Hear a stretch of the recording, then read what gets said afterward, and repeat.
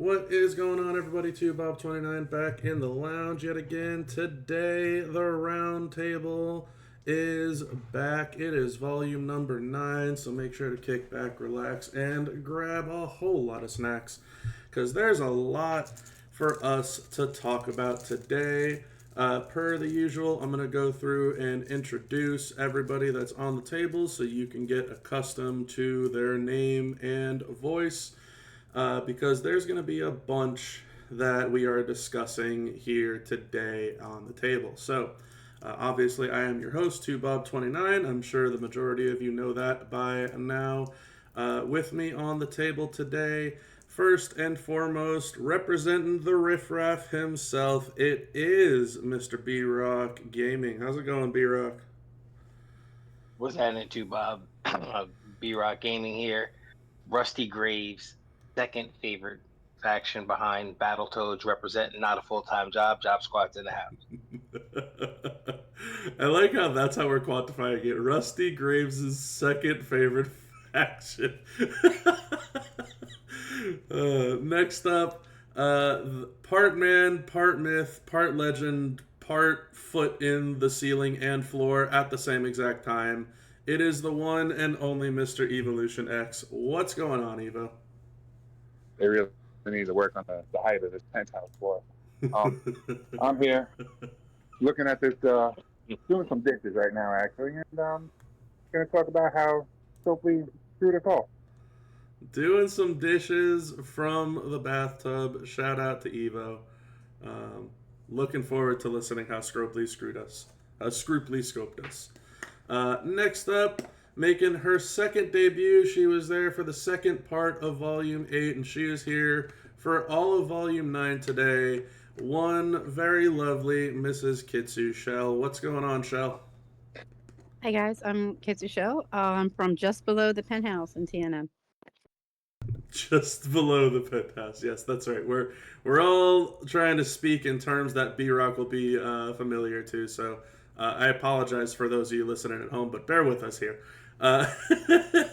And always last, but certainly never least, in each and every one of our hearts, he has gone out of his way to change his name to include a Z in it so that he always shows up at the end of the list so that we can introduce him as such, and accordingly so, the one, the only Southside Envy. What's going on, Southside? Outside Envy from You're on the List, and since we're talking about the history of Raw, my history of Raw ended up with my daughter, which is like in-game name is Natalie61658. Envy.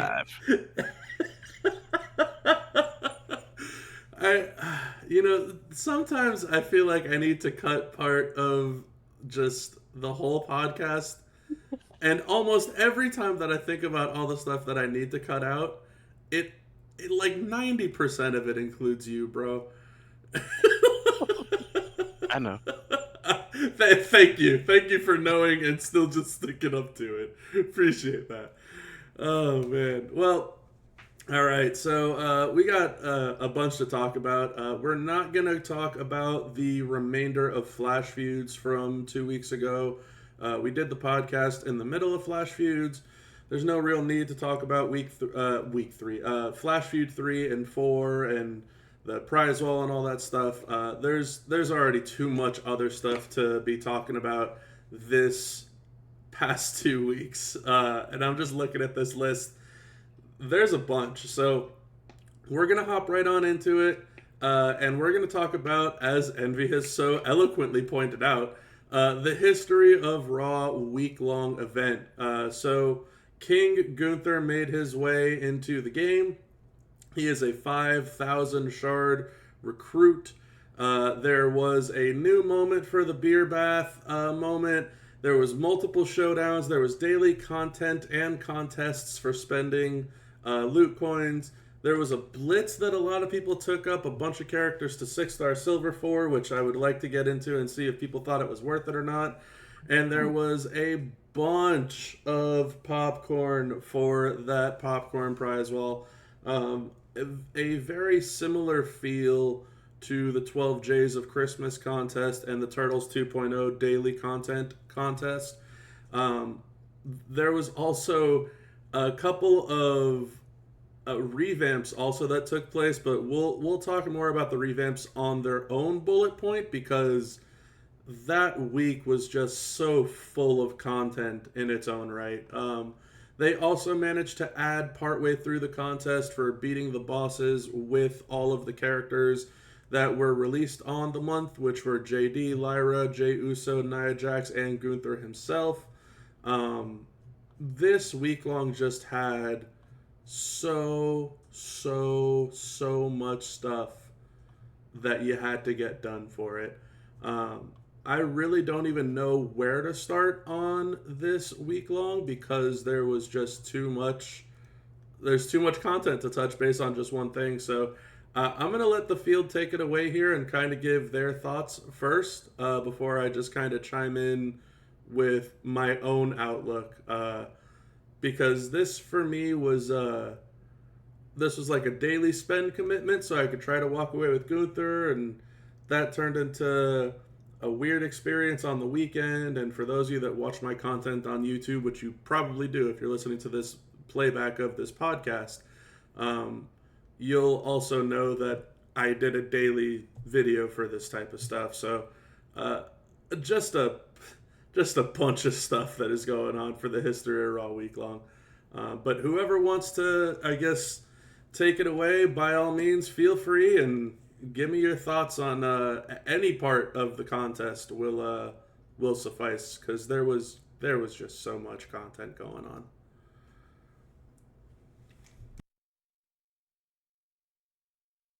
So that week long, the focus was always the prize wall. There was tons of stuff on the prize wall that you wanted to get, that you didn't know how far you wanted to push to get it.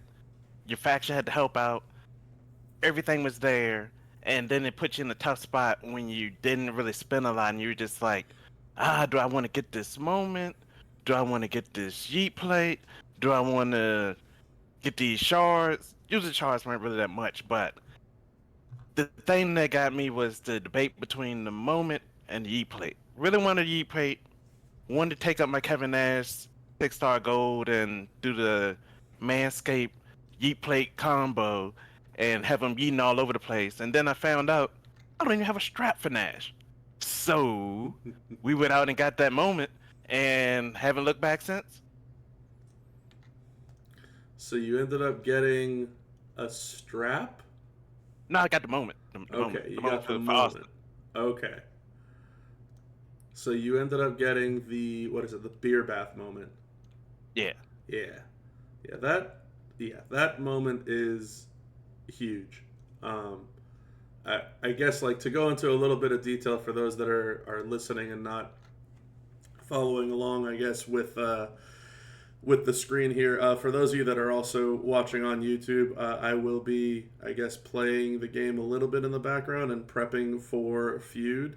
But the moment, as you can see on screen here, and for those of you that aren't watching the screen, multiply gems plus 3 strength, red gems 150% gem damage, yellow gems plus 200% gem damage, all subs plus 200% more, all bleeds 200% more, and all moves 100% more. And it's a full stack of characters. You got the whole ministry there. You got both Powerhouse and Striker Austin, Memrock, Sako, and Shamrock. This is one of those very few moments that actually significantly helps out a lot of characters. This kind of brings a whole new level of damage to TNM Taker. This definitely helps out significantly Bradshaw. I'm interested to see, and I think I was talking with Zoro about this, to see if he can use the content creator account to make something work with Farouk, because Farouk has a damage per red gem move and a move that chooses a bunch of red gems, and they're both the same color. So very curious as to what can possibly whipped up there. Striker Austin post revamp also has a very strong bleed damage move and a very strong submission move with both of his gears. So he gets a significant pick me up with the subs and the bleed bonuses as well. And then last but certainly not least is Powerhouse Austin, who increases his red gem damage and then turns all the blast gems on the board essentially into red gems. So one of the very few moments that you're not just targeting for one character. This is a moment that it significantly helps more characters than it doesn't on the moment, and I think that's probably the greatest value that you could have got.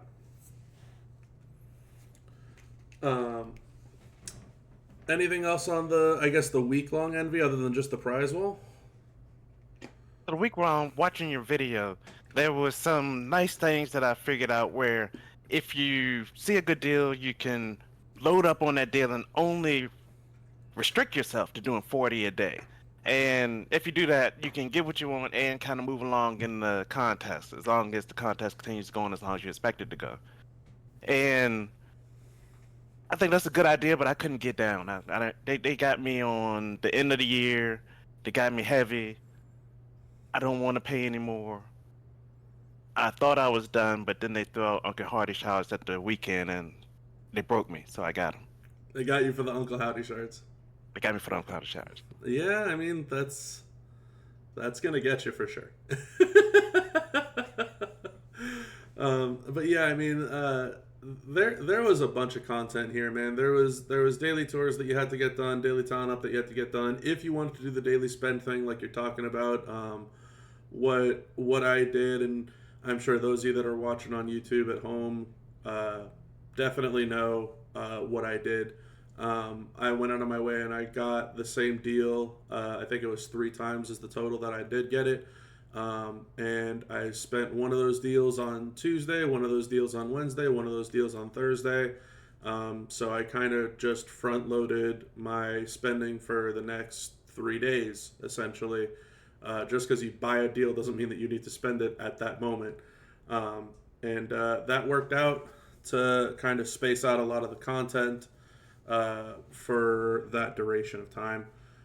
So definitely a lot going on during this week long, like I was mentioning. The showdown, very intriguing stuff to me, the whole male-female showdown. I thought it was very weird that the second showdown that we had, or not the second, sorry, both the first and second showdowns that we had, one of them required Carmelo Hayes at some point, and you essentially only had, I think it was like 300 notoriety to win with him or something because of the league that you had to be in, and then the league above that had a requirement that didn't let you use him, and so some people didn't even realize that they went past it because they had notoriety promoters equipped. And then the following day they were able to use Melo, and then on that following day OTC had the same issue where they were requiring someone to be used that OTC didn't fit the moniker for or the brand for, and they had to end up changing him. So some weird stuff that was going on. But the showdowns for me were pretty straightforward. I'm also interested to hear about a lot of people's thoughts on the Blitz 2 and possibly what else they ended up getting on the prize wall. I mean, I don't think anyone's talked about Gunther either. We can also talk about Gunther too, but I'm curious, anybody else here, B-Rock, Evo, Shell, anything that any of you guys want to chime in on regarding the week-long event? I mean, I also took your suggestion. Well, you're not suggestion, but, your advices. And I did the daily spend. Like, I did the front loading, bought some packs, spent some each day, spent a little bit over the weekend, not much. And, still fell short of Gunther. Fell short of prize ball to be able to get extra Gunther shards off of the prize ball. But I ended up getting some things I didn't have, which is rare because, I have a pretty stacked roster. Overall, I do like the daily. I did like the Blitz. I did like the showdown. I don't like showdown. It's my least favorite event to do. But it was okay. I always like it like when it's male female because we get to use. I feel like that's more versatility. But overall, it was just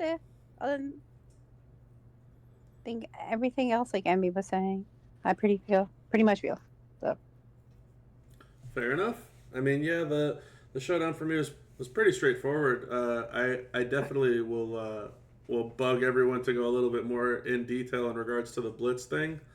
But we'll get there when we get there. B-Rock, I see you unmuted, so take it away. Talk to me. So I spent $0, 0 cents. Zero Um, zero. You weren't feeling the King Gunther? I I didn't want any parts of it. I was actually really disappointed because it was kind of leaked that Uncle Howdy was going to be 1 million club coins at the same time, and I just knew he was going to be about 800,000. So I had my mind set on one thing, like, all right, cool.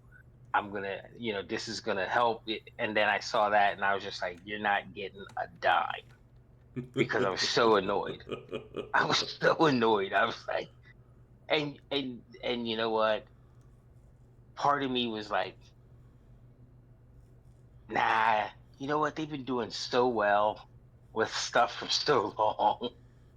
They're not gonna just come in at 1 million, and they did. So I learned my lesson. So I literally did the what I had to. I got a couple of plates and some stuff. I didn't even get the moment. I didn't care. Um, I was just like, I'll make it up at later when I'm feeling it, and I wasn't feeling it. I literally went through the motions. So you were just numb throughout week 5. I I knew I was saving to buy what I wanted, and then the price wasn't what was expected. So it just kind of was just like, all right, well, let me just get this stuff done, and we'll call it a day. Okay. All right. So we gave up partway through week 5 there. B-Rock Yep. says, okay. What place did you walk away with from the popcorn? What I got another Devil's Drip, and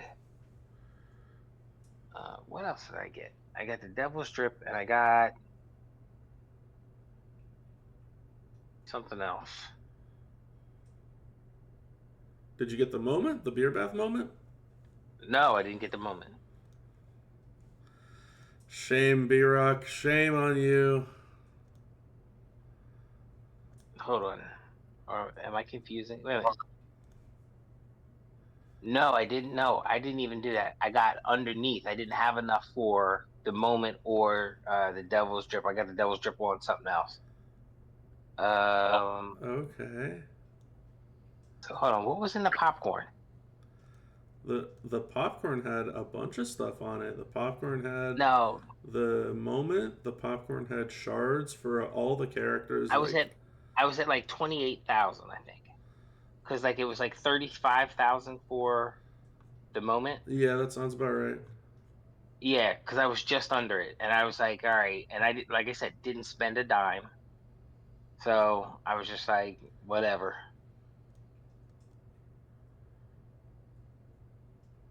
So and anything that I got is basically free with legwork. It's basically free with legwork. Okay. Can respect that. All right, Eva, lay it on me. Thoughts on the history of RAW Weeklong? It was just too much already right after all these other prize walls. One thing I think Scopely failed to recognize that, or failed to even acknowledge, is they don't give people something to work for. B-Rock just said it. He did legwork and got 28,000. Yep. That wasn't enough for a moment on the prize wall. And the moment, granted, not everything should be free, right? But it's a week long, man, and it's a week long of events with so many showdowns, so many different balls, new card. Like, give people the chance to get the moment. and it's for it's for cards that people some have, some don't. They're not free cards. They're pretty premium, some of them. Yeah. And it makes them very significantly. I loved Keenan Taker before. Now he hits like a truck. So I just don't see why they can't throw us a bone every now. That's my one negative on it. A positive is for someone in my position, mega a day is still a lot. It's crazy. I did it. I got the moment. Got a few plates. The reworks on the NWO characters were that week too, maybe, or was that before? That was the same week that the NWO characters got reworked and the revamps, which we'll talk about that a little later because it's so much to talk about too. But I get what you're saying in terms of it being a lot of content. So with that prize wall, you had a Yeet plate and a Devil's Drip on there, which honestly, Kevin Nash and Macho Man, oh my God, they're all amazing with that. If you have the stuff, give people a chance to get that stuff without spending an arm and a leg. I wish this game was a little bit more friendlier on that aspect of it. More people would get engaged, more people involved. Showdown was, like you were saying, a couple buggy little things, a couple mistakes they made. They always make mistakes. They weren't that egregious. They fixed them for the most part. Yeah. Gunther that weekend too. Well, Gunther was out, but whatever. He was the main weekend to get him with the faction boss. Gunther's a great card. It's a different card. It's not gem damage, where everything has been gem damage, and they've hit ceiling, I think, honestly, on how much you could do gem damage, which is we got this Hall of Fame crap. But it was I like Gunther for that aspect of it. And even when we get to Goldberg's another one to a lesser scale where it's 2 clicks and you win. So they're doing different things, which is nice. I just wish they would make it more open. Maybe we'd have more than 40,000 players playing it. And we wouldn't see the same people and things over and over again. Right. And maybe get some new ideas and good stuff. Right. The Dev Letter came out that week, or is that this week? That's this week. Okay, never mind. All right. So yeah, I mean the prize wall was great. Popcorn was, I got everything. The moment from, and then the plates. I got another Yeet plate. I got another Devil's Drip, I think, off of that, or that was another prize wall because there was like 20 prize walls again. And it just feels like they're flooding it too much at times, and they need to give a chance for people to either achieve stuff or breathe. So give us a break a little bit in between. But that's it. Yeah, there was a bunch, man. The moment itself definitely nice. The fact that there was a daily spend was a lot. Like you were mentioning, like even being someone that doesn't mind spending, a daily mega for 7 days is a lot of commitment, and to not even know really what you're going to fully walk away with is just tough. That prize wall was, I think, one of the better prize walls that we've had, and I'm not going to say all year because it's the start of 25, but in general in the past 12 months. There was not only the moment, which obviously was top notch, but there was shards for a bunch of characters. Seth freaking Rollins, OTC, Ministry Taker, Julius Creed, the Rock Nation, Solo Sikoa Showboat, Powerhouse Austin, bunch of characters. There was the Yeet plate, the Drip plate, the Devil's Drip plate, that is, the Valkyrie's Crest. There was a bunch of 150% gem or move damage straps. That prize wall was a lot on that wall. The concept of like needing to do 3K talent up every day wasn't the end of the world. The beat the tour boss with one character essentially 3 times was very straightforward and basic. The showdowns themselves were, to me, they were pretty easy. I didn't mind needing to break row breaks and column breaks and X breaks and dealing damage with these characters because they had essentially just been revamped, so that wasn't the end of the world for me. The one thing that sorry, go on. Did we have the 99 MP with that too? That was the 99 MP showdown perk, yes. And that was also part of one of the mess ups that they had, which was super odd. The perk itself mentioned that it was gonna be 99 MP, but it wasn't, and then it mentioned that it's gonna be 10 MP, and then it also mentioned that it's gonna be 2 MP. So it was just weird. Um, there were people that had the perk at level 1, and then when they tried to upgrade it, they just flat out lost their perk. And people, when you clicked on the perk, it mentioned that you can get plus 10 MP, and the blog itself mentioned plus 99 MP. So it was just really odd experience when it came to the perk in particular. But I think that, yeah, if you were in one of the higher end factions, that if you manage to get the 99 MP showdown perk, that here you go. You pretty much just walk in with whoever you want and you walk out a winner. And so I don't know. I'm not really a fan of that type of gameplay personally. Yeah, it's easy. Yeah, it's basic, but I don't really like the idea that it's just, okay, well, everyone on your roster now has 99 MP for this game mode. That's kind of stinky to me. Again, maybe that's just me. Maybe everyone else loves it.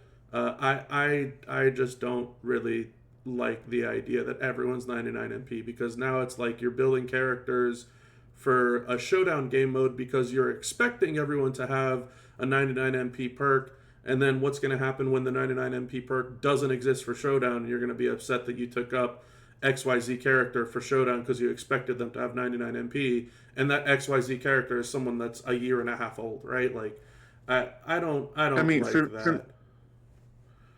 For me, the 99 MP, and this is gonna sound stupid, but I lose engagement. I zone out. It's just you put a card together, you do the task, and that's it. There's no challenge onto it. There's no, I don't know. As someone who obviously spends a lot and builds my roster to be competitive in any game mode at any time with any card, really, to doing the 99 MP kind of like, yeah, screw you and your roster. That's the way it feels to me, and I just I don't know. I'm not a fan of it. I mean, with the new cards, yeah, great, whatever. You're gonna give them 2 months. Gives that a sentence to recruit early and spend the money to do it. But I mean, doing it on an event all the time with every card is just like, it's boring. It doesn't engage me. Yeah, it does. I get where you're coming from. It almost feels like a slap to the face of like, why did I bother spending this much money, this much time, this much dedication, this much effort on building all these characters when I could just use this guy from 3 years ago and just win. Like, I get that feeling. Trust me, it's not the best. The one final thing that I do want to talk to everyone about here before we move on from the week long, the Blitz. So everybody could do the Blitz, the regular one, and I think there was a little bit of information that went live early about needing to have characters at 6-star silver for the Blitz. And I think a lot of people were making assumptions that we needed all 7 of them. Turns out you did need all 7 of them. And there was a faction event leading into the week-long event, which essentially gave you points for talenting up parts of your roster. Did anyone here feel like doing the Champion Blitz or whatever that was called for 8 tickets instead of doing 8 regular blitzes? Did anyone feel like working up all 7 of these characters to 6-star silver was worth it? All right, I'll jump in first because I probably have one of the more unique perspectives. I only took one character up to 6-star silver who was at 6-star bronze. I had everybody else needed. Okay. I have, yeah, made some poor choices over the years. I didn't mind. I actually wish I would have had more tickets to do another blitz. I would have done another blitz, Sure. but wasn't. I don't remember. I don't recall if there was more to buy, but even if there was, I don't think I would have. Yeah, the Blitz itself gave some faction points, some solo points. some collection cases, a little bit of midweek medallions, and some popcorn prize wall bags. That's what was in the entire blitz. So maybe to me the rewards just didn't seem like they were really worth it all that much. And the idea that I had to have all these characters at 6 silver, whether they were there or not, it's a different story. But the fact that I had to have that many at 6 silver to get essentially 1 ticket's worth of rewards didn't really feel worth it.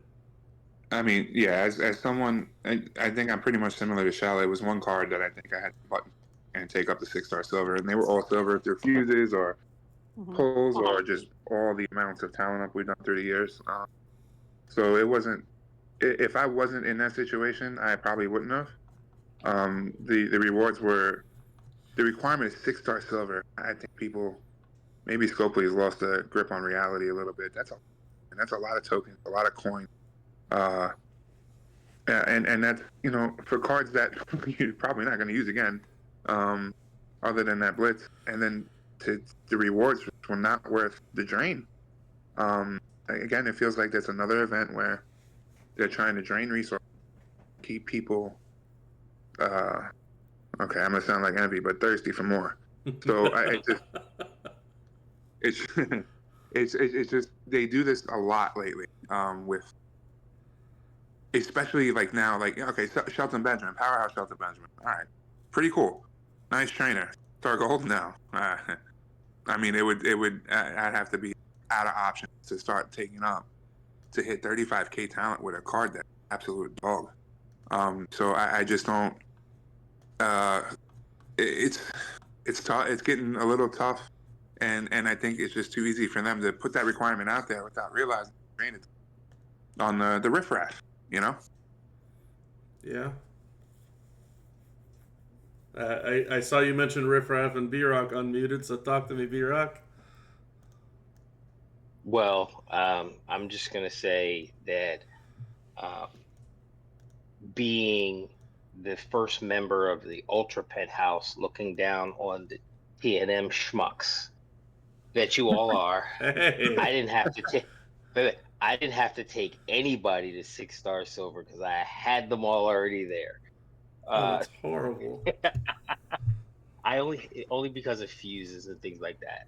My blitz, believe it or not, was really low comparable to, but I had a bunch of people at 6-star silver that fit the requirement. So when I saw that in the very beginning, that was the only reason I waited the whole thing, because I didn't have to do anything. I didn't have to waste any coin or TP or anything like that to complete the blitz at the end. So that was the mitigating factor of not having to spend anything in order to do it.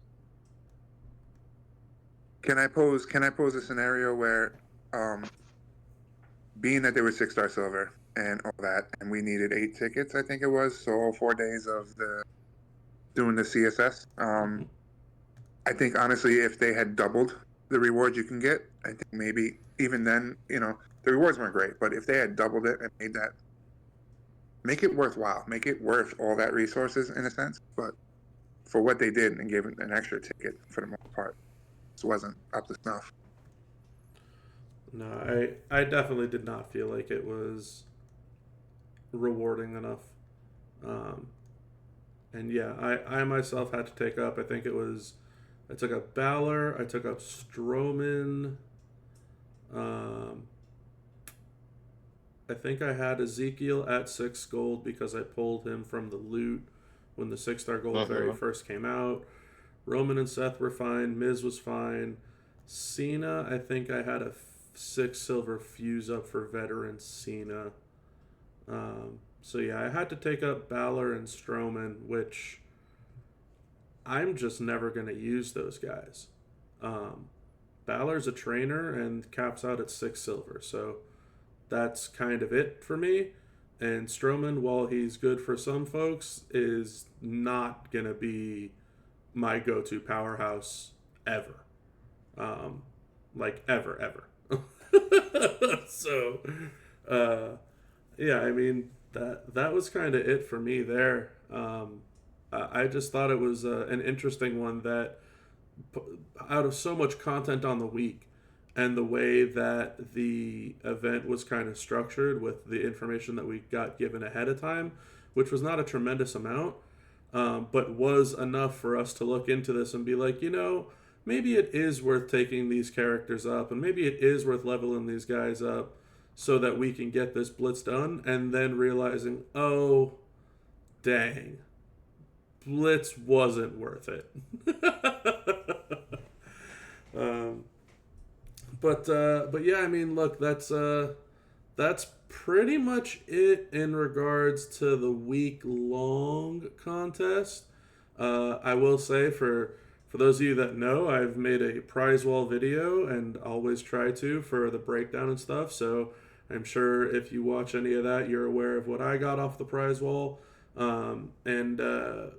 We can, before we move on, I guess, to the Faction Boss weekend, I know Eva wanted to talk about Gunther himself, so we can talk about Gunther as a character. So it's part of the week-long, part of the weekend. The character himself is King Gunther. He was a 5,000 shard recruit character. Not the easiest to come across for sure. He is a modern showboat, as plenty of them are. He is an aggressive type, which I find very hysterical, because to me he seems like he plays very defensively. For a few days there, especially in Town Hall, I had argued to get him added to the SummerSlam 2024 moment, and that is because of a good chunk of reasons.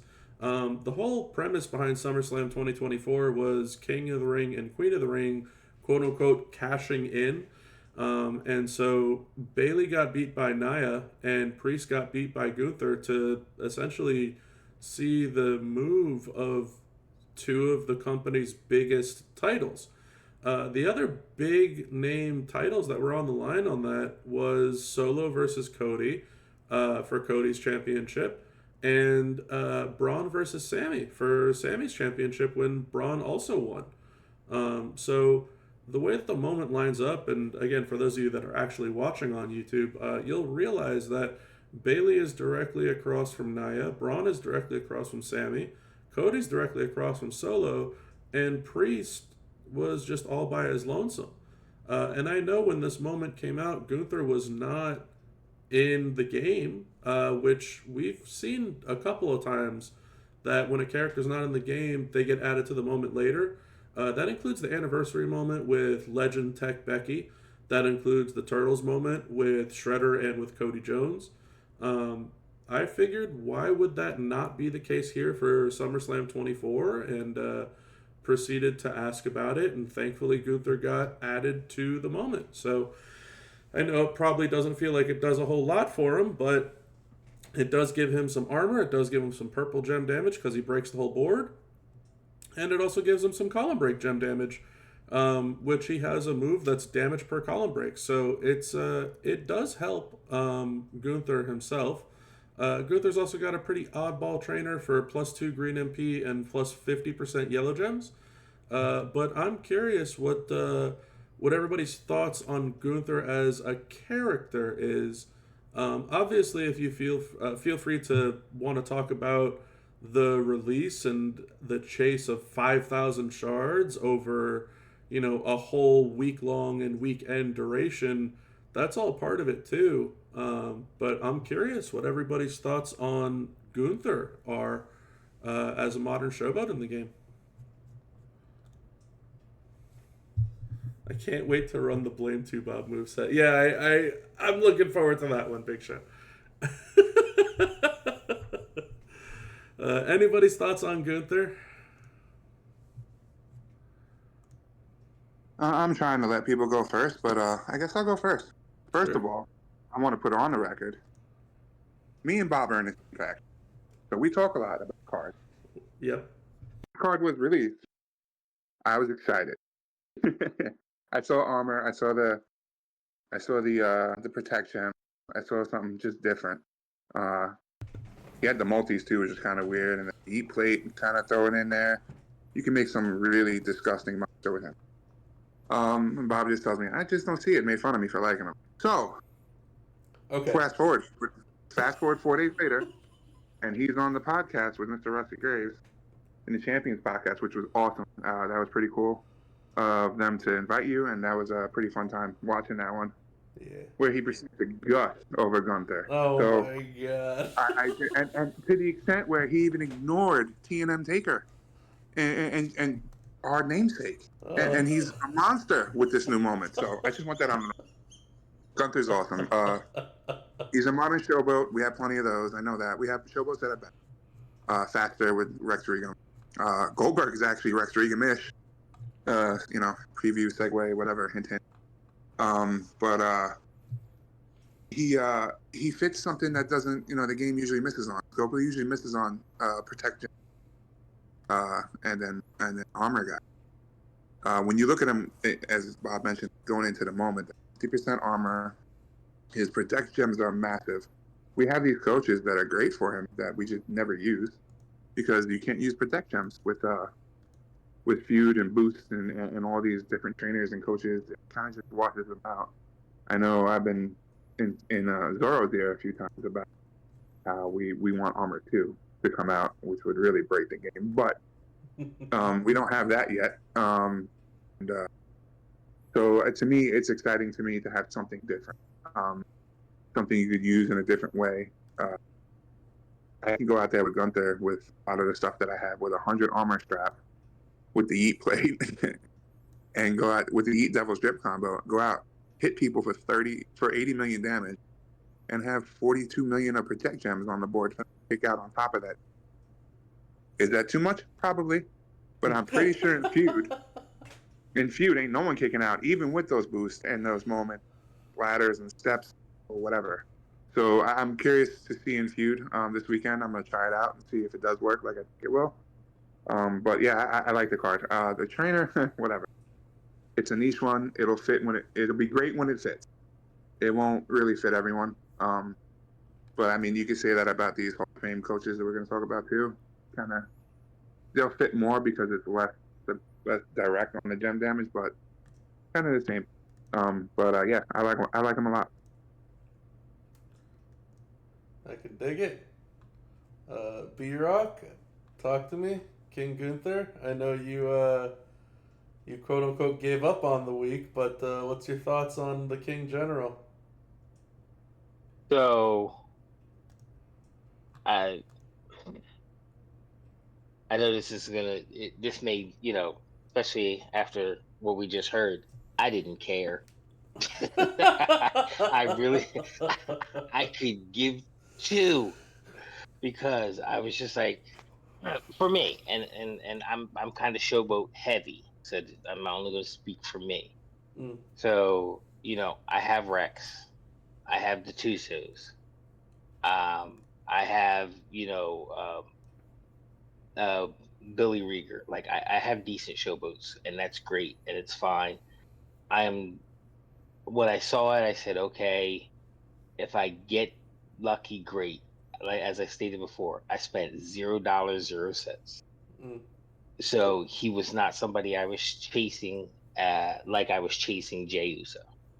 So it was one of those things where, hey, if I get him, I get him. If I don't, I don't. He's not having him isn't going to hurt me.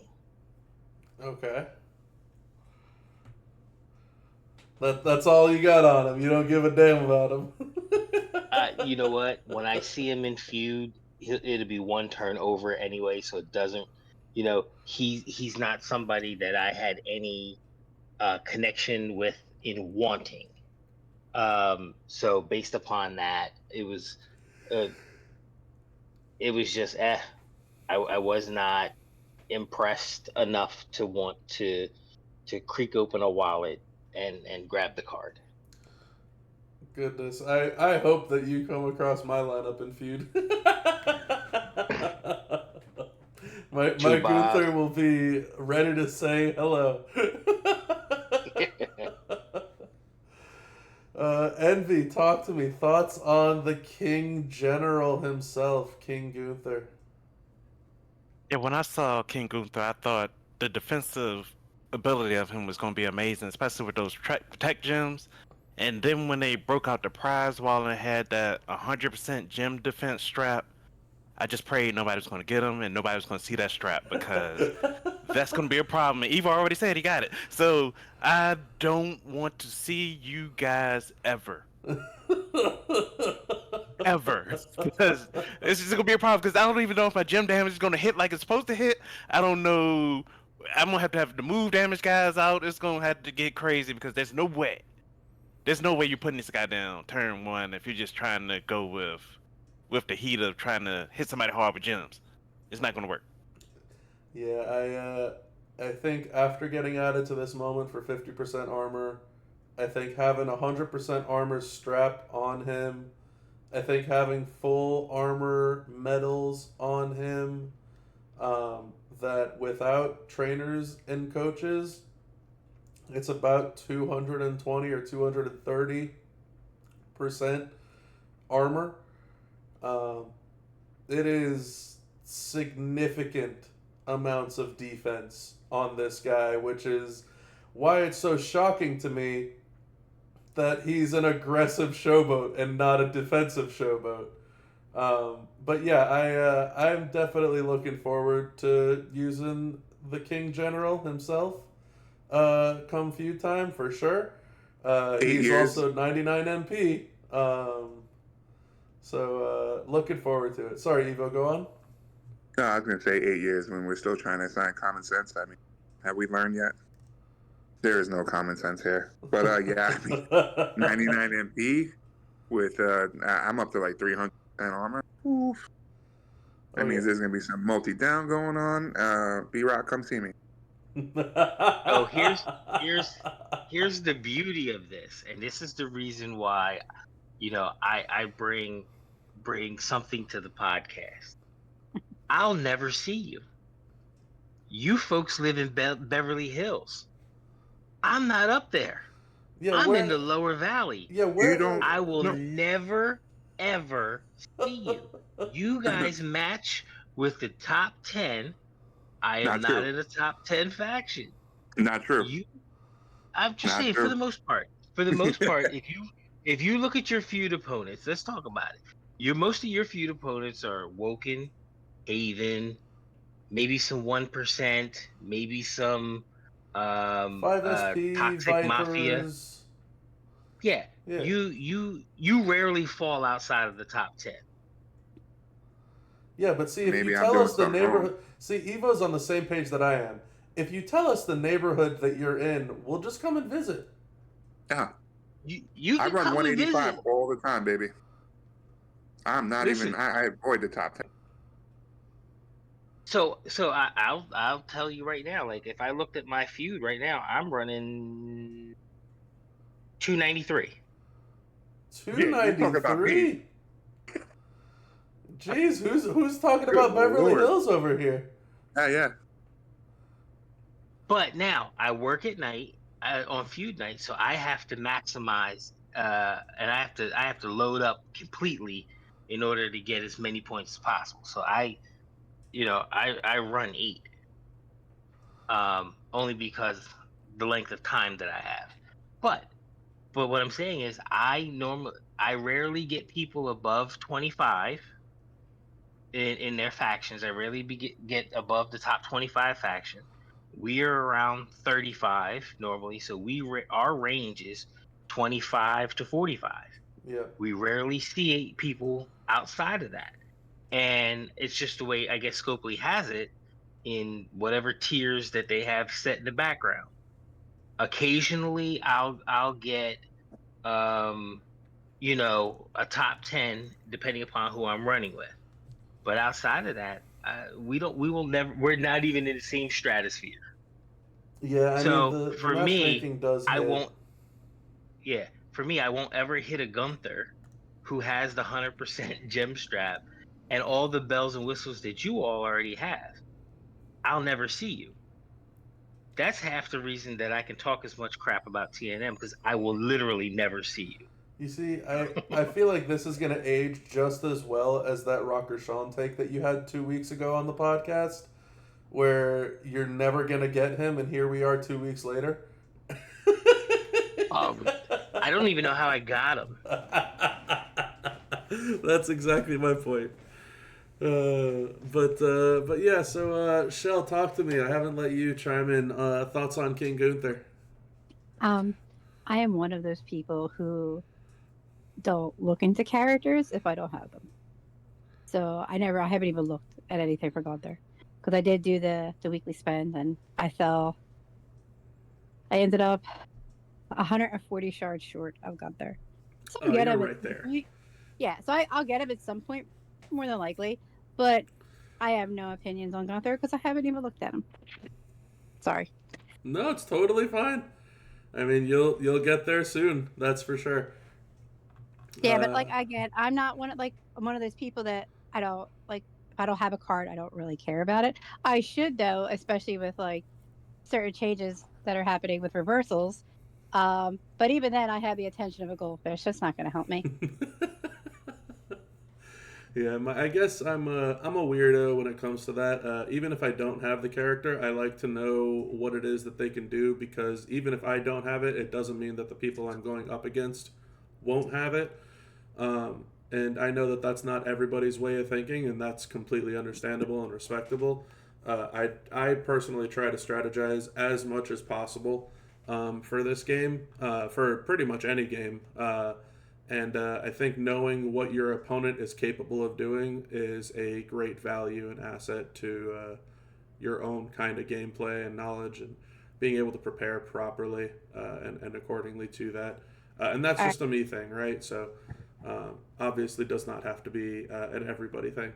That's the rub right there. We've discussed this before privately, but I am the exact opposite. I am not a strategist. I don't have the head for strategy. I love this game. I love playing this game. I love the people I play with. Yep. But I don't do strategy. Yeah. I just like to play. I like to push buttons. There's a lot of folks out there that are just moving one day at a time, and they're just blowing down whatever walls exist in front of them, and that's all they're concerned about, and they make it to the next day and they barge through that very next wall, right? I'm a barger. Yeah. Yep. So, and again, there's nothing wrong with that at all. That's, I think, part of what makes this game so fun, is that there's so many different people and different mindsets and different ways to playing the game. Also, huge shout out. I know it was mentioned in the live chat here, which if you are listening on YouTube, make sure next time to show up in the Discord server where we have a live chat going on. That is where Big Show's talking about the Blame 2 Bob moveset, which for those of you that don't know, massive shout out to one Mr. Rusty Graves. Rusty actually asked me to join him not yesterday, Friday, but last week, Friday, to help power rank Mr. King Gunther himself. And that was actually outside of the Christmas content creator special thing, which I'm not an official content creator. To join them, that was actually my very first official stream alongside someone on the Champions channel. And that was the first power ranking that I got to do live with Rusty, which I was and am super, super grateful for. The fact that I even got thought of was a tremendous warm welcome to me, and I'm very appreciative for that. And not only because I tried to help make this whole power ranking structure and scale, but because I actually got... I felt a little different. I actually got to help Rusty see that there's more than one way of playing the guy. And I think that not only was it just Rusty, it was by proxy kind of helping out everybody that was tuned into the stream that day, also got to witness more than just one way of playing the new character himself. And I've said this since I essentially started making content. My entire goal here is to try and help people out and to try and teach people and help them learn. And that's why the prize wall things that I do are evaluations, so that you can learn how to move forward with your own prize wall decisions. And same thing with gameplay, is to help you learn how to move forward with your own gameplay on characters. I felt like I was legitimately and truly empowered to do that.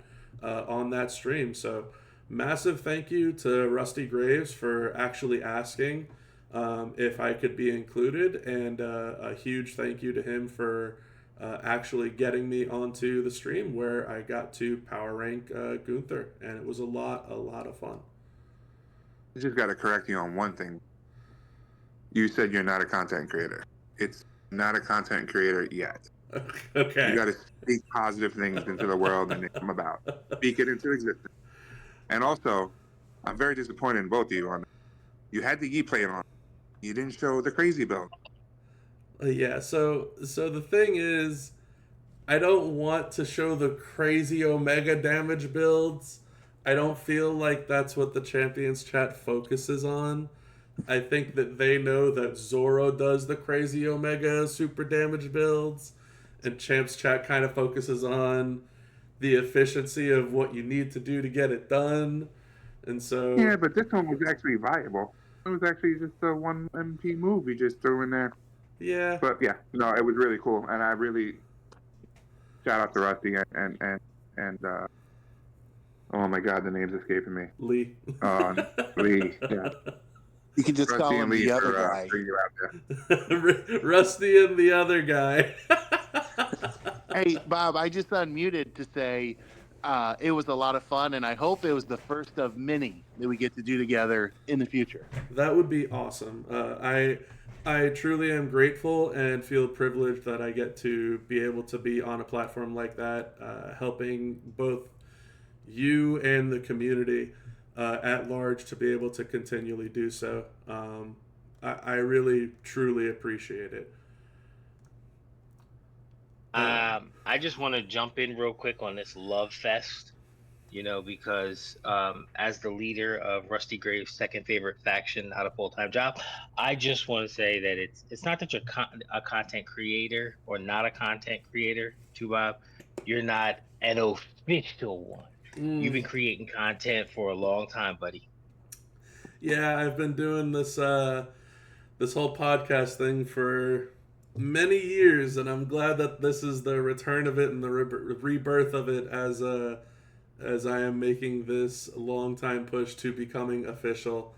It will be very, very fun to actually get to have one of those accounts and make some content for a lot of the folks out there that are looking for it. It's a path that I should have been on a long time ago. It's a path that I'm officially on now. I have been asked numerous times by plenty of people, both in my faction or on my live stream, why I'm not an official content creator. So yeah, I'm putting the effort forth to it, and I'm very, very hopeful that it does amount in something. So a huge thank you again to everybody here who has supported that, who's listening in live on YouTube on demand. And again, massive thank you to Rusty for trying to put me in front of the masses yet again. Hopefully we can continue to work together on more of those power rankings, because it's a lot of fun. It is a lot of fun. But enough of that. Let's move forward.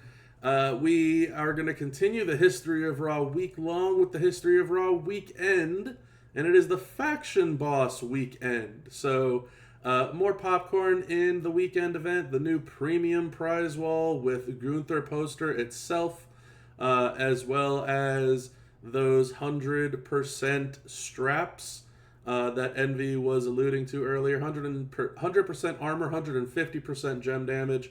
There was a bunch of boss CSS. There was also some very, I don't want to call it different, but dynamic tour-related CSS, which I made a comment on during the weekend. I thought it was very odd that it wasn't just like what they typically do is for CSS is they give you one rare character and like two not so rare characters, or they give you kind of like an entourage where it's like the new bloodline or this tag link.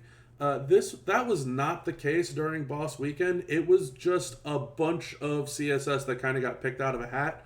And then, I mean, the elephant in the room, boss battle itself, Boss Battle got tough this past weekend. So definitely very interested and curious into what everyone's thoughts on Boss Battle and the weekend as a whole was. Anybody want to take that away before I guess I give my own 2 cents there?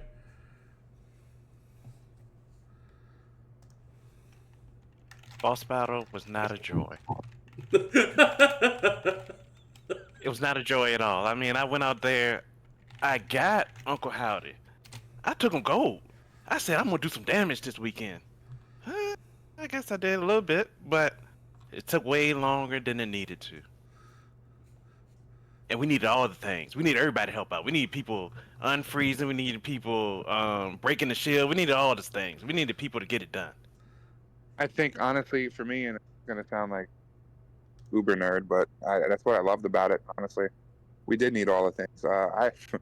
I barely see the second round in Boss Battle, whether it's because of a solo carry or the amount of work that TNM in general puts into getting ready for Boss Battle. Once we get all the information, we put out builds. This one, we got the information, but we really didn't know how that -50 would be implemented. It was a learning experience on that. I think it was our first one with a negative gem defense, boss, or whatever. But for me, I thought it was cool. It did make it take longer, especially on people that got to get the faction, help the faction get through that part of it. But it's a nice change of pace, other than going in, hitting something, done 40 seconds, moving on to the with, again, the caveat that you have all the stuff to do it. It was a select few cards that could do it. Actually, AD McDumpster, as we like to call him in our faction, he was actually very, very solid with the. He had the unfreeze, and he broke a bunch of gems real quickly, and he had a boost. 2 boosts actually you can run with certain plates and whatever that can cycle him and actually help with the damage somewhat. But yeah, it was. You needed some premium to do it quickly enough, rather than going to 3, 4, 5 rounds, and so on. But I mean, we got it. Eventually, by the end, we figured out how we can get it done in 2 rounds. But a lot of shield breaking, and for me, I liked it. I liked having people. It's hard to get people to understand sometimes that you bring in certain things to get it done. You can't just rely on same old thing. As in just gem damage this time. This time you needed, like you said, the boss breaker. Cracking his shield was actually pretty decent while you were breaking the shield for certain cards. And unfreeze and what was the other one? Extra time, very helpful. Once we did break down the shield, if you needed that little bit extra to take him out in the second round, second set, whatever. So yeah, I liked it. I don't want it to be every weekend. About 4 or 5 hours of just getting people through. The CSS was kind of like really silly. That went fast once we knew what we were doing. But yeah, it was good for me. It was pretty fun.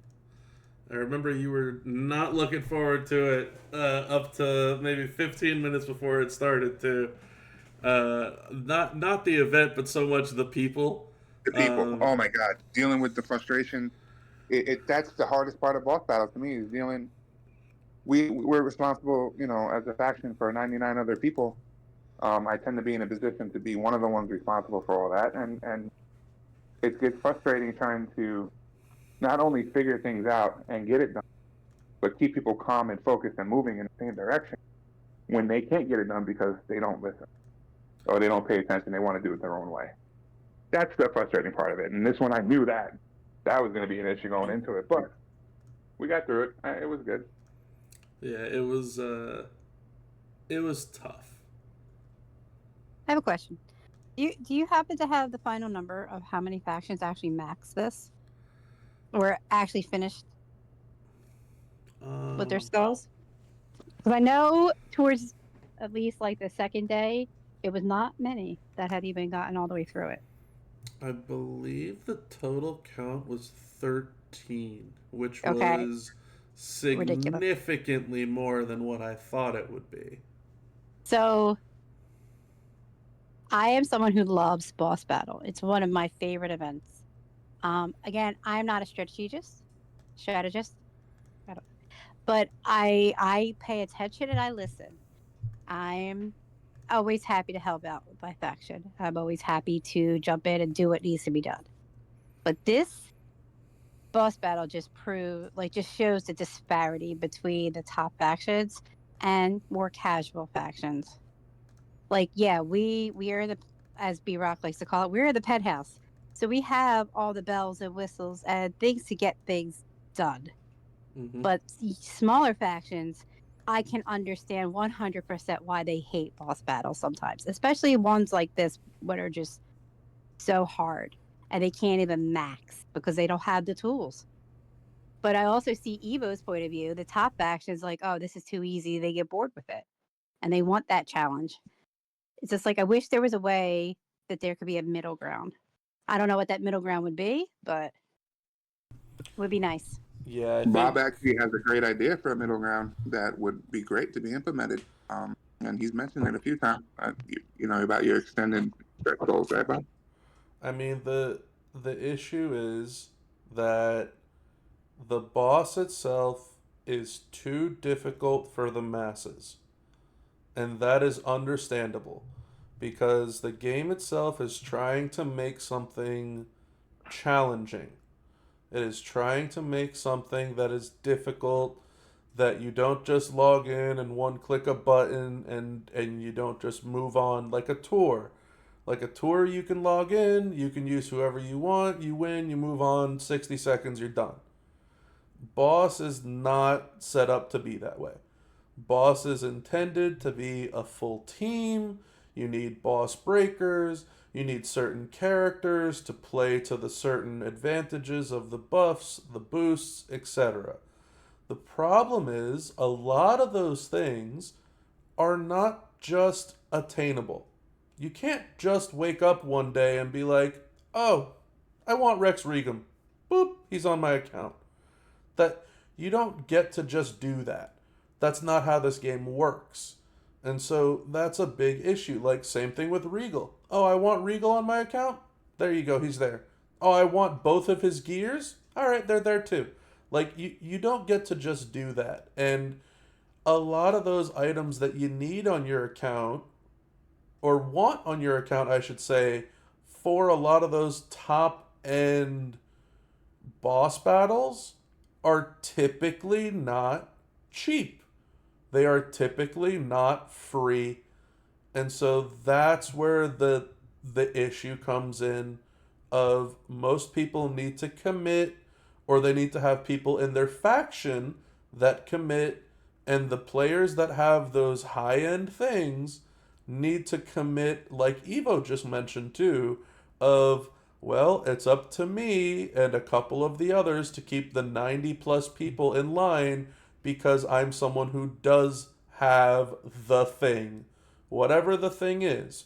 Whether it's Jacob for red gem damage boss, whether it's Julius and his gear and a Tama plate for purple gem damage boss, whether it's this, that, or the other, it doesn't matter. You need to have whatever those things are. And the double-edged sword here is that boss needs two things, and it's funny because boss needs to be made easier for the masses. For the masses, just like what Shell just said, boss is a horrible experience. It's a bad game mode. People cannot max. People can't do CSS. People don't feel like they're part of the team. People feel like they're just there, they're waiting to get added on to whatever list it is, to get carried through by the guys who have XYZ thing, ABC character, DEF skill plate, yada yada yada. Like, all those things need to align properly, and that's not fun or engaging for the masses of players. The flip side to that same exact coin, boss not only needs to be made easier for the masses, boss needs to be made more difficult for the players that want a challenge. Because outside of what happened this past weekend, most of us, whenever boss comes rolling around, oh, well, it's green gem damage, boss. break out your Ilya Dragunov, and that's it, and you move on. Oh well, it's yellow gem damage, boss. Break out your Regal, and that's it. You move on. Oh, it's blue gem damage, boss. Break out your zombie Rey Mysterio, and that's it. You move on. It's very boring and monotonous for, as B-Rock calls us, the penthouse players. But the fact of the matter is that top end needs to feel kind of that itch in their brain getting itched. They need to have that scratch where it's like, okay, it's not 2.1 billion anymore. Now it's like 100 billion health. But there's no bonuses, there's no debuffs, there's no nothing. How do you break down a 100 billion health boss? Oh, well, that's kind of difficult. Not everybody's going to do that. So, to me, boss needs to be easier. If everybody could do their share by, let's say, going through a level 15 boss, right? Like 200 something million health, up to 500 if you want to make it really difficult. Anywhere in that range. Everyone should be able to add in some type of benefit up to 2 to 500 million health. Some way, shape, form, or another. That's just fact. Period. They should be able to. Once you get all that done and your skulls are done at level 10 or 15 or whatever number that is, then you can let boss infinitely scale from 15 to 20, 20 to 30, 30 to 50, 50 to 87, whatever it is, and you let your top end of your faction go out there and represent your faction. Keep boss the way it is with the skulls, and you can include this new stretch milestone, the chase, whatever you want to call it, for your tippy top end faction players. And then your penthouse, right, can go and represent your faction, and then you could have some real tough times. Because, and look, I'm going to catch a lot of flack for when I say this, as difficult as this boss was this past weekend, it was still doable, right? It might have been horrible. It might have not been fun. Maybe there was only 13 factions who maxed it, but it was still doable, right? If 13 factions maxed it, that means 1,300 people got it done. It's doable. What needs to happen is you need to make, for that challenging level that they're trying to achieve, you need to make it not punish everybody in the game, and you need to make it challenging enough that the top end is sitting there and wondering, how the hell do I get this done? Like, how do I legitimately get this done? 100 billion health? I could probably do like 1 billion, 2 billion, but then I can't recycle. Or I can do 700 million with this one guy, and that does recycle, and then he gains damage, but the boss is going to kill us in one hit. Like, actually scratch that part of the brain of the players that are the penthouse players who want that penultimate challenge and give them something for it. Actually, I like your other idea. Keep it, keep boss kind of the same. 23, everyone gets a 23 and max, right? The factions fall apart. But then, open it up. Let it run. If you can clear boss level 30, you get this. If you clear boss level 35, you get this. Yeah. Make it to where you need 4 dudes doing everything with boss breakers and the whole 9 just to get through. And then, in that time limit, because there's a lot of downtime in boss. Honestly, for most bosses, we're done with it in 1 hour, 2 hours of the skull part. Yep. Another hour for the CSS. Now you're sitting there for 19 hours losing your customers because there's nothing to engage in other than the faction grind. And I'm not a grind. I'm not one of that. It gets boring, repetitive. I don't like doing stuff that's not really. Yes, placement is great and all that, but it's ain't doing nothing. So that's 19 hours twice. Even the second day is even more because it's just CSS that takes. You're lucky if you get 2 of them done with the way our faction. So it's another 21 hours besides tours that you're sitting there with nothing to do.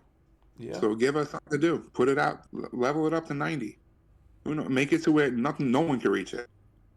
It's just like you said. Make it to where no one can actually do it, and then it'll be fun to see who can get how high in the amount of time given. Yep. That's the thing. it needs some sort of infinite scaling that doesn't punish the masses. Whether you keep it at 23s or you scale it back to 20 or 15s or whatever, it it needs to leave the generic form of boss alone or make it even easier for the masses, and then needs to scale up for the top end for that quote unquote penthouse. That's the truth. And what I'll tell you is, in my past 6 month journey, I've got a lot of perspective on boss battles. So I was in a penthouse and I was living large, and we were fighting for first place. That was the goal. Everybody in and out, get it done.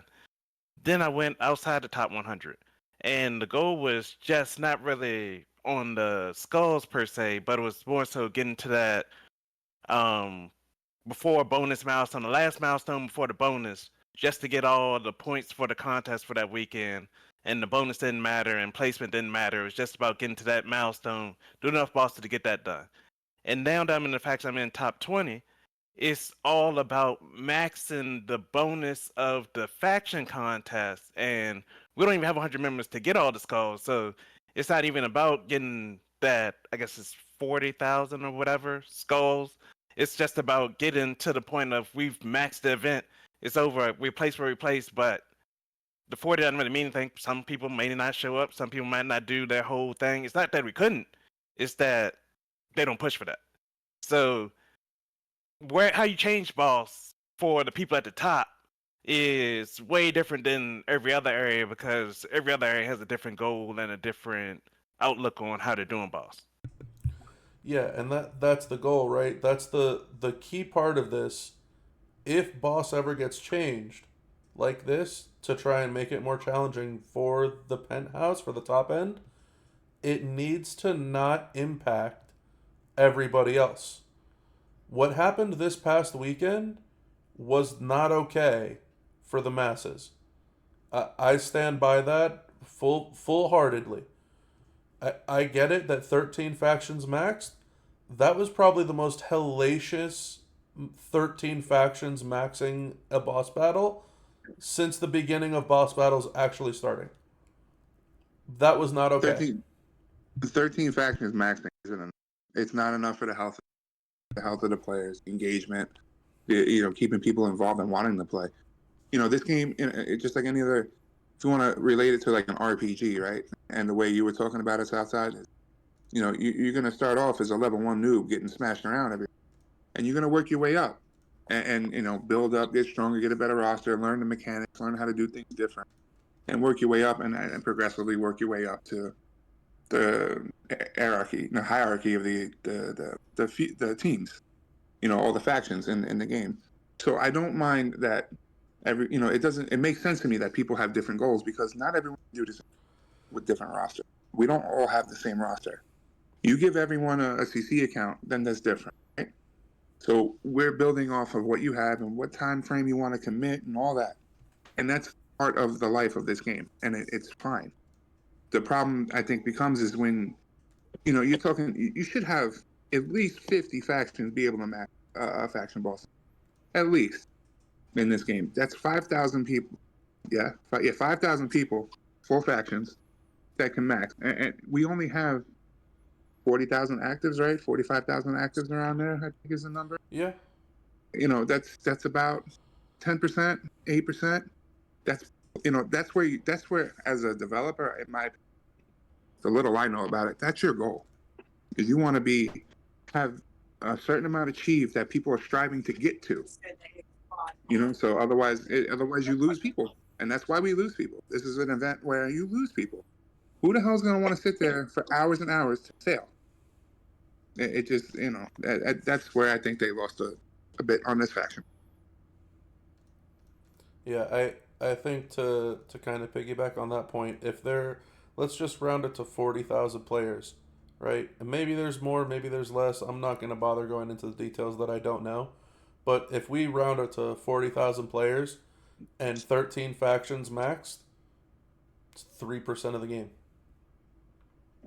That's 3% of your game that has maxed. And that's not that's not good at all. B-Rock, talk to me. I see you've unmuted for a while. I didn't mean to cut you off there. No. I'm just listening to how other people live because Evo said, "Oh yeah, we max boss battle in an hour or two." That is wild. So I'm just gonna say from a mid that we're labeled as a top faction if you look on the website, but I look at us as a upper middle tier faction. This boss battle brought to light a lot of people's strategy when it comes to boss battle, and I'm talking about the individual. Everybody should have a level 10 unfreeze. Every player in the game should have a level 10 unfreeze. If you don't, then you're doing your faction an injustice because you're bringing absolutely nothing. Because it doesn't take too much to have a level 10 unfreeze. Not to distract you too much on that point, but this is where the game fails because we have 630 characters, right? You have such a limited amount of boss breaker currency. They should be solo to where you level up a 10 freeze, you could throw on any focus or whatever it is. And that, I think that's where the discrepancy is in that. But sorry. But even, and I'm talking about, and when I say this, I'm talking about your, for lack of a better term, we'll call it your chronic carriers. You got those people who are like, yo, I need to be carried for 2 level 23s or something like that. And they're like, well, it shouldn't be just you sit there and press a button and not help. So you should be able to come in with whatever and have a level 10 unfreeze to help get your foursome to where it needs. That should be 3 rounds where you are the primary unfreeze. So now you're only really getting carried for 1. That type thing. So that's where I think that this shined a huge light on. I will say, yes, it was difficult. I actually kind of enjoyed it outside of people not being prepared overall. This wasn't a one click and we beat it because we had 4 Jacob Fatus, we'll just say that. We put it together and you had to use everybody, and this is why it's called Faction Boss. We've had the ones where, you have William Regal destroy everything, one person knocks out for 100 million and it's over. We've had those. I would love a mix and match with it. Or you could literally do this. You could have your regular boss battle, and then you have a premium boss. So your faction has to, we'll just say, get to a certain level or max the regular boss. And then you can fight, quote, the final boss. You can even make it The Rock as the character every boss battle if that's what you want to do, and make that one 5-10 times harder than the other one. But the only way you can get to the final boss is by maxing the first one. I think that will solve both issues because it's like, hey, if you beat the regular boss battle, you get everything that you normally get. You get all the prize wall currency, you get all the shards, the TP, everything you're supposed to get, you still get. Now, when you get to the final boss, now you're getting extra stuff that entices people to get extra stuff, TP, coin, whatever else it needs to be. I think that's where you get the engagement from your top, we'll say 10, top 15 factions. And then maybe you have some stragglers who are down the, in the middle tier factions, because you're probably going to have maybe 10 high end players in those middle factions that can do that. overall. But that's where I think you could possibly find a happy medium across the board. Just throwing that out there. I think that there's a lot that goes into boss battle. I think it's tough to come up with a perfect solution and a perfect answer for every single thing in regards to how to fix it and how to make it not only more engaging for the top end but more rewarding for everybody. And I don't want to just say the low end because there's a lot of factions that are not in the top, top 10, top 20, top 30 even, right? Like there's a bunch out there that top end boss does not include. I think it's always telling to me that when we talk about boss that we focus so much on the concept of boss and the concept of how to try and improve it, and not so much the actual contest itself. It's always so interesting to me how much gets focused in regards to that. And I do want to take a little bit of a detour and actually talk about the weekend event itself. So the CSS for boss, the tour, like I mentioned, for the tour CSS, and the prize wall itself for boss. So definitely some oddball ones, in my opinion, for boss, for the King of Raw contest. That is. The tours were super oddball to me. So one of the tours you needed Jey Uso, Yeet, Nia Jax, and Gunther, which were super expensive. And then there was essentially the any tour. So like any powerhouse was the requirement, but the CSS were Bronson Reed, Final Testament Razor, Brutus Creed, Raquel Rodriguez, Nikki Cross. Then there was any Showboat. And then it was Pig Boy, Maxine Dupree, King Woods, Seth freaking Rollins, Chad Gable Alpha Academy, Showboat Sheamus. Like, just weird sets of CSS. The Striker one was Striker Rhea, Striker Viking Raider Eric, Sonya Deville, Master of the Claymore Drew, and Jey Uso Yeet. Any modern one was Honorary Us Sammy, New Bloodline Tongaloa or Tama Tonga, Judgment Day Dominic Mysterio, and Just Keep Fighting Kevin Owens. Like, there was no rhyme or reason to it, at least for me. Maybe there is something here where it's like they had a match on Raw or something like that, but it just seems all over the place. They're all Raw characters. Yeah, it just seems all over the place, at least for me. I was curious if you liked this idea of the Tour CSS that they changed up. And then in regards to the boss, right, they had NWO, Wyatt 6, Raw, DX, Attitude. There was a lot of different boss CSS too. I'm just curious what everybody's thoughts on the boss CSS were.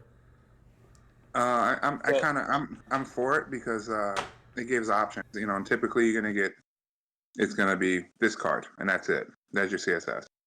You're boned if you don't got them, and good luck. So, giving people at least on 6 different ones, whether there be rhyme or reason to it, kind of gives more people more chances to complete it. Is it better when it's themed and it all makes sense? Yeah, but otherwise, not too bad. Yeah, I'm gonna help you out, Bob, because if you look at, and I'm just solely going to use your roster. If you look at your roster, your top 3 showboats, just say, they're probably all paywalled. Most likely. Right. So for the average person who, and I'm not even gonna say average, I'm gonna say average to below average. Their best showboat might be that Showboat Sheamus. Sure. So I think that when they put the large grouping of people to use, I think it covered your high end, your middle, and your lower tier player to be able to get through it, because that person probably has where you're like Showboat Sheamus is, I don't know, 6-star silver, we'll just say that, this person has already taken Sheamus to 6-star gold and has the Imperial moment and done everything they can to max out that person with, you know, double fury, everything. That's their guy. Now they're able to actually use it. Same with, you know, if you look at each one of the groupings, there's some people in there, like, you know, I think you even had it on your stream one time that you would never take Final Boss Rock 6-star gold, when you got a lot of people that's their top striker. So I think I think Scopely did a good job with spreading out the requirements for the CSS to make it more conducive to everybody, and it's not just this one or this one. They gave you a bunch, and I think that worked really well. And honestly, my favorite part about the tour was being able to actually choose whether you want to use your male superstars or your female superstars. Because a lot of the time it was just switching to the women that was enough for me, and that was great. I don't like to be locked in on one side because one side on roster is good in this class and then it's bad in another class. So having an option on both sides worked for me. Bill?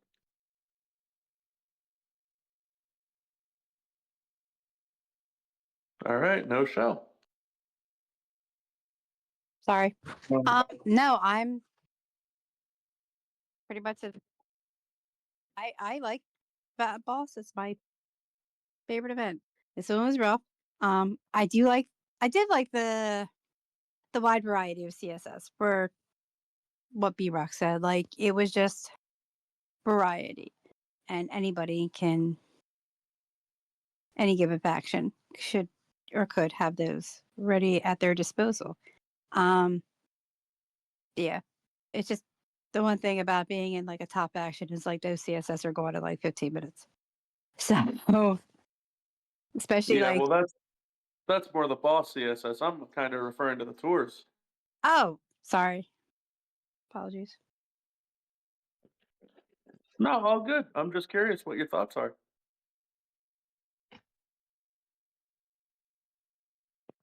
I don't know, like, I had them, I did them. It was, yeah. So nothing new, kind of business as usual. No, yeah, sorry. No, it's fine. I mean, yeah, I apologize for my audio changing. I had to switch scenery for a little bit, um, taking care of the house and all that. But yeah, so CSS for the boss, obviously, as we know, the majority of it kind of goes poof immediately.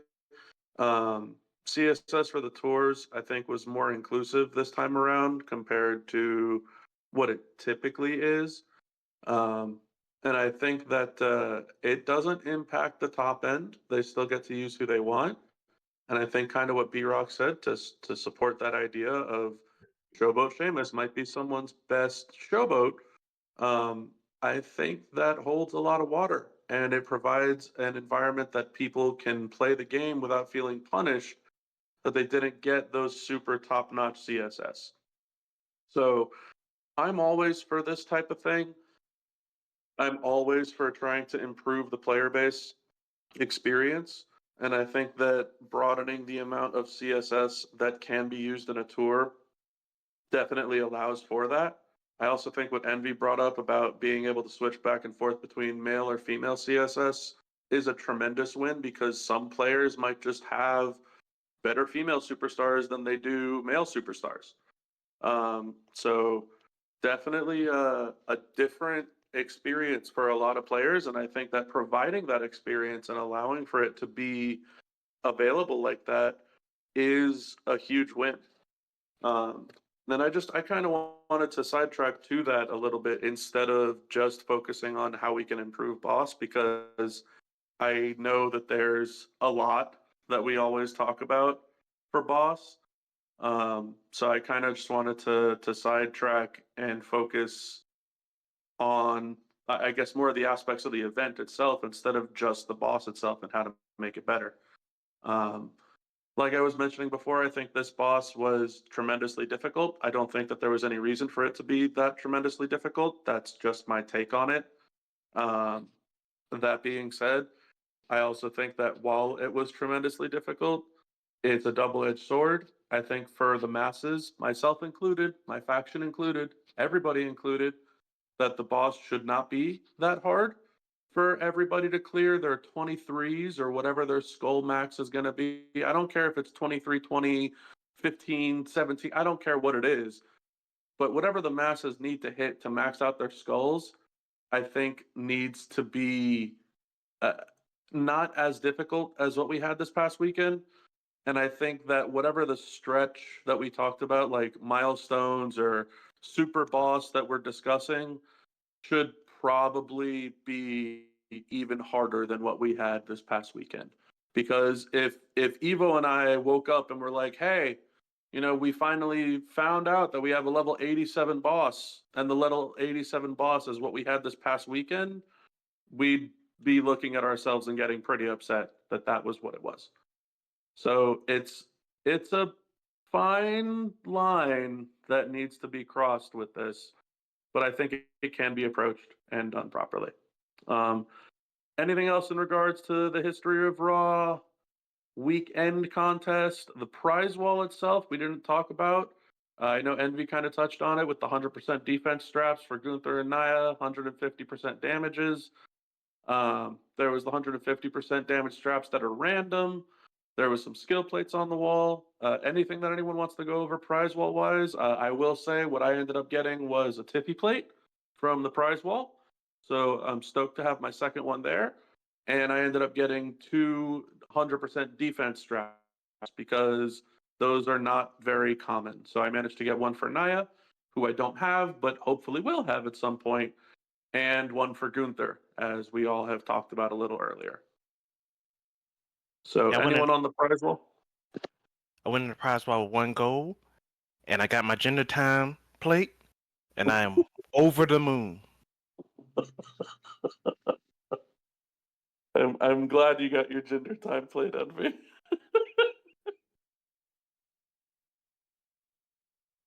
Anybody else on the prize wall? I got my first Tiffy plate, not my second, like you, Bob. But I was happy with that. Hey, Tiffy plate's great. B-Rock, talk to me from the Riff Raff house. So, as I stated before, didn't spend a dime. Oh, the So, weekend either. didn't spend a dime. So, uh, got some generic stuff. What was there for free? That was it. That was it. As I'm just telling you, when when I looked at how much Howdy cost, it kind of I haven't spent anything since.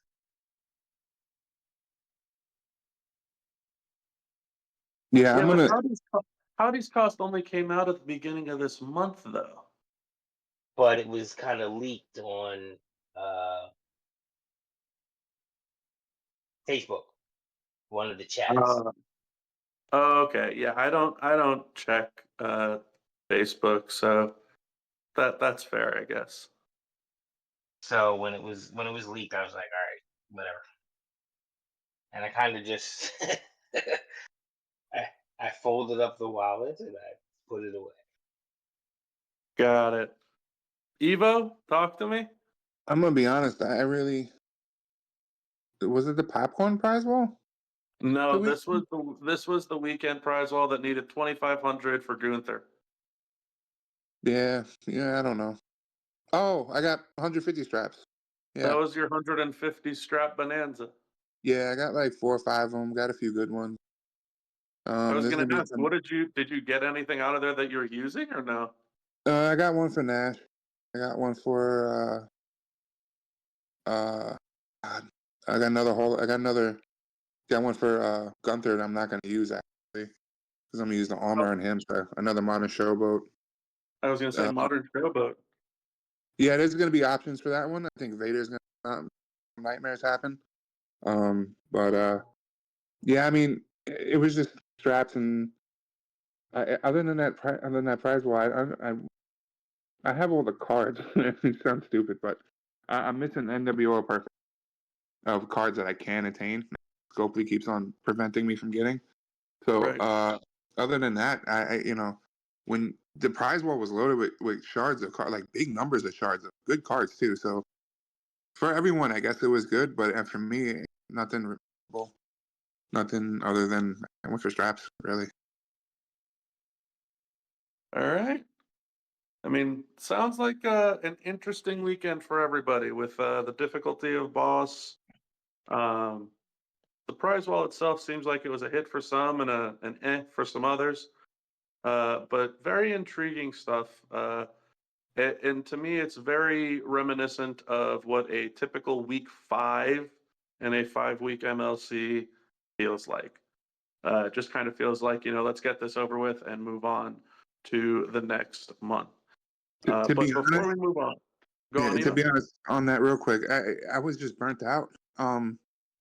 Between Christmas and Turtles and Rocky and then this, it was just like it's like getting body blows in the corner. It eventually calm down, Scopely, you know? Yeah, it just felt like it was never ending, right? And that's kind of how this game works. The game literally works like it's never ending. The issue is it's not just the content, it's the spending. That's the issue. If it was content that you could just play, I don't think it would be that big of a deal. But the fact that there's always something to spend on, that's what hits, I think, especially a player like yourself, like myself, that's what hits hard.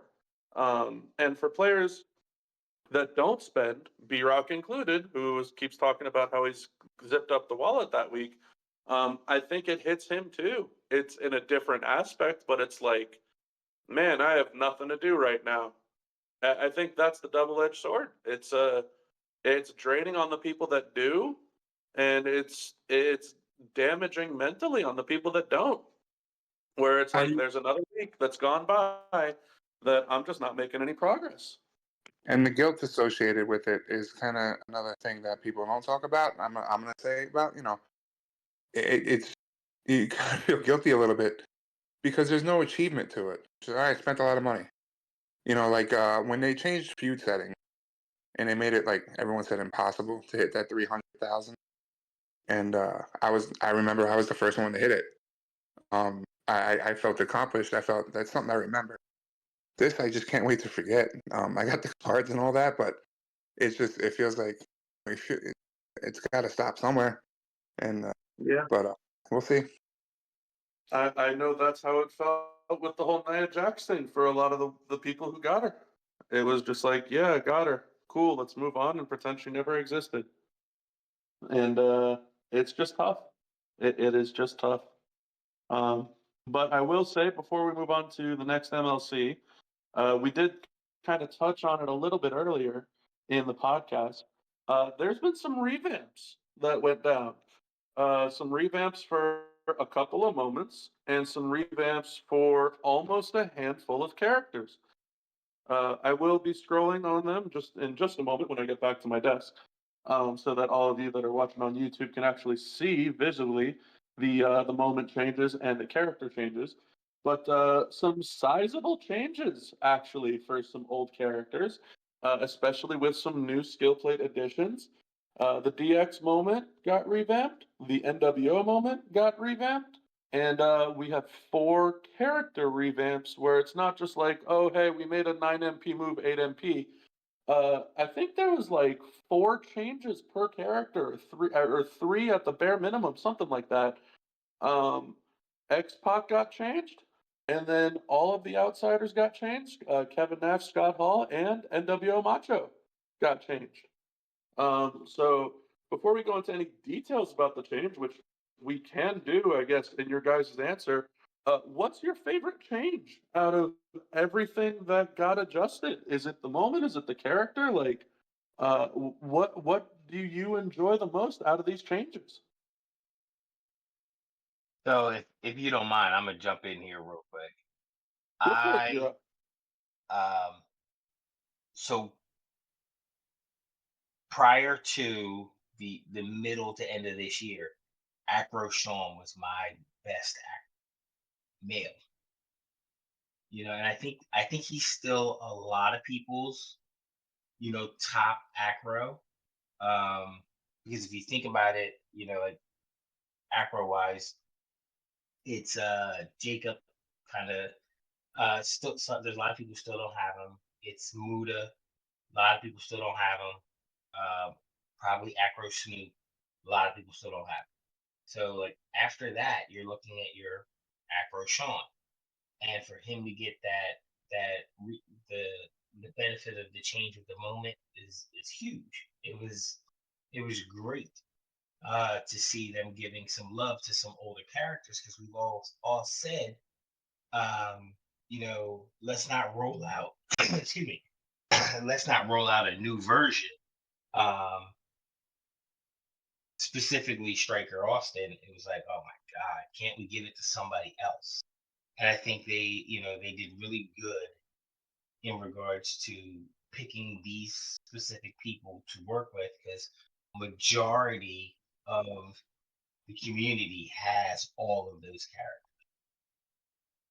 They were available to shard recruit enough for everybody to pretty much have Paul, Nash, Sean, DX, Triple H. So I think, you know, that revamp to make them relevant currently was brilliant.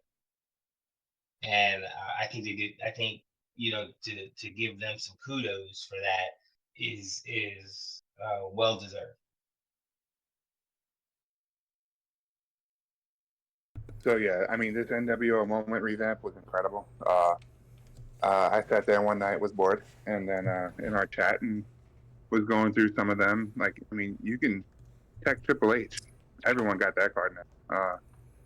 For the most part, you can actually do some things with him now that work and make him viable and usable. Nash is crazy. Macho is crazy. I haven't really looked into Xbox too much, but I've seen videos. Messed around a little. He hits hard too.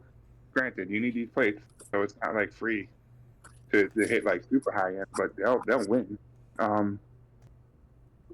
To preclude on that, in my lineup right now, because of the new changes to the Hall of Fame tag, I have Kevin Nash in my lineup because he doesn't have a gem boost move, and he'll do the damage needed with all the Hall of Fames that are going to be out there. So I think it was great. I think it's great for everyone because, like it was said, everyone got charged of these cards. It was an upgrade for all. Yeah, I'm going over the boosts on the moments right now for the YouTube playback. Also back at the desk finally, so I can kind of scroll through it. The DX Army Invasion went from a tour only moment to an everything moment that gives all moves 500%, multi gems +3, X breaks 1500%. Column breaks 2,000%, all color gems 200% more, and 50% armor. The NWO is Born moment is now also, instead of just a feud moment, an all-around universal moment. +10 to all color gem generate, +2 to matching 200% color gems, all color gems. 15%, 1500% column break and row break, and 50% armor. So significant boosts to both moments, and lots of characters in those moments that get those bonuses. I think B-Rock pretty much hit the nail on the head in regards to mentioning DX Army Sean, that he might have not gotten a revamp, but the revamped moment definitely brought some life back to him. Definitely like to see that happen. And I also kind of want to throw in my hat into the ring for NWO Hogan. NWO Hogan is fantastic with these changes. I know he's not the quickest, for sure, but NWO Hogan definitely a strong contender for one of the infinite loops in the game. I will be making a video on that. That will be a whole lot of fun, especially to showcase NWO Hogan's capability of infinite looping with a no pin bar move. Hollywood Hogan, that is, for those that don't know. He does not need either of his gears to make it work. The first gear will just help with generating a little bit more, but the fact that the moment gives you plus 10 to generate, plus 2 to matching, that's crazy talk. Are you talking? Are you talking with Sigil too, or no? No, you don't even Oh, need no. it. His no pin bar move is an 8 MP move that chooses red gems, chooses 5 of them. With the moment, it's going to be a choose 15. It's a no pin bar, and the moment also gives you plus 2 to matching. So you can't coach him with himself, obviously, but hysterically enough, outside of Hogan, there's only one other character in the game as a coach who gives plus 2 matching. That's Ministry JBL. And the 2 that he gives plus 2 matching to is a black move. So you already have plus 2 matching. With JBL, you have plus 4 matching. And then every color has the plus 1 match to it, which is Elias for black. So you can get plus 5 matching with the moment as long as you make a black match with a choose 15 gem no pin bar move. You will infinitely recycle on the low blow move. This was super fun to showcase during a stream, and I will gladly go into making a video about this, and it'll be a great time, I think. But I will also throw my hat into the ring and say that my favorite out of everything was the double up on the NWO revamped moment and the revamped Big Kev. For those of you that have known me in this game long enough, Big Kev carried me when straps first came out. I had a 20% armor strap for him. And with full armor at the time and Honky Tonk Man, I was crushing everything. Nobody stopped me. Nobody stopped my Big Kev from just absolutely steamrolling everybody. It wasn't 20, sorry, it was a 10%. It's a 10% strap for armor. And I used to absolutely wipe everybody off the floor with him. And so it's great to see that he's back in the fold now at 6-star gold with a revamp on his moves, with a revamp on his gear, with a revamp on the moment, and with newly added skill plates. My Kev is doing close to about 130 million damage at gold, and he's missing 40 levels. And it's such a joy and fun experience to be able to bring out the old big guns and just wipe the floor with him all over again. And to piggyback on that real quick, Bob, with that is also doesn't boost gems in a Hall of Fame feud. So he makes them even more valuable for this weekend too. Yeah, the only thing that he does with the Devil's Drip Plate is he generates multi-gems from the plate, but he doesn't have a move that boosts gems. He just has the skill plate. So it's going to be an experience for sure. Envy or Shell, thoughts on all the revamps? I'm with you guys all the way. Like, I think they were great. The moment was great. Makes, helps Bischoff out a little bit more. I have to mention Bischoff and Master Jim. Mm-hmm. But you guys, I think you hit it all right on the head. Envy? If you've seen my roster, you know there was a defunct area of my roster that just never got addressed, which was Attitude Era and Striker.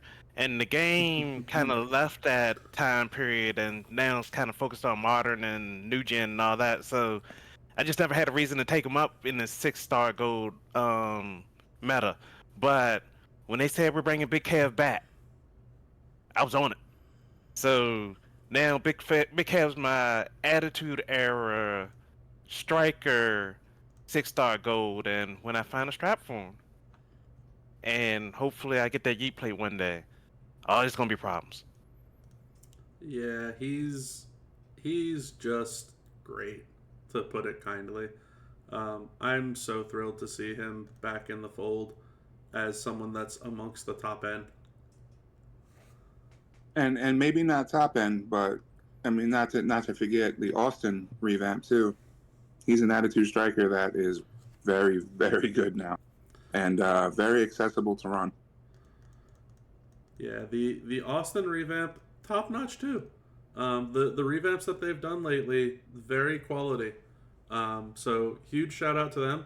I also would be remiss if I didn't mention NWO Macho. The NWO Macho revamp makes him just insane.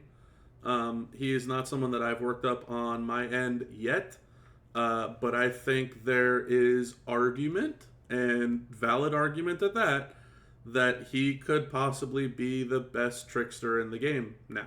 I was just gonna say that I mean, for a class that's kind of is weak, to be honest, there's good points to make him the best with the stuff, best trickster in the game. Mm-hmm. I also am looking currently in game right now and realizing 24 minutes ago, B Rock Junior Gaming has given up on the podcast. He's busy promoting for not a full time job. So shout out to B Rock for giving up on the round table here. we're too high up in the penthouse for Mr. Riffraff himself. Listen, so I will tell you that the effects of this past boss battle has specifically changed the makeup of my faction. We've left line, we've joined Discord. Like it